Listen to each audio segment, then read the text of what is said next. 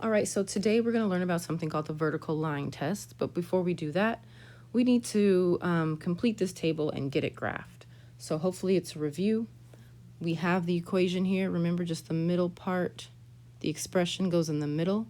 So it's going to be -2 times -2 plus 4. Negative times negative is positive, so that's 8. Then we have -2 times -1. That's 2 plus 4, which is 6. Then anything times 0 is 0, so that's 4. -2 times 1 plus 4, that's -2 plus 4, which will give me +2.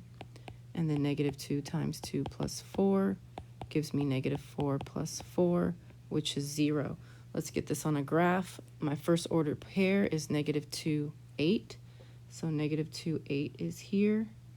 Then -1, 6, 0, 4, 1, 2, 2, 0. So you should get a straight line that looks like this.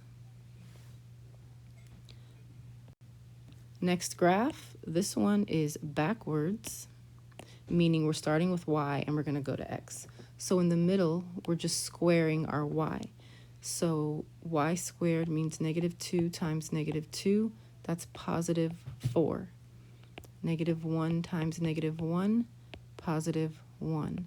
0 squared is 0, 1 squared is 1, 2 squared is 4. Sorry, I meant to write it like this. So let's get this on a graph. Ordered pair is 4, -2. That's here. 1, -1, 0, 0, 1, +1, and 4, +2. So for this one, we have that U shape again, which is called a parabola. This is what your graphs should look like. Next, we're going to take some notes, and then we're going to use the vertical line test on these two graphs.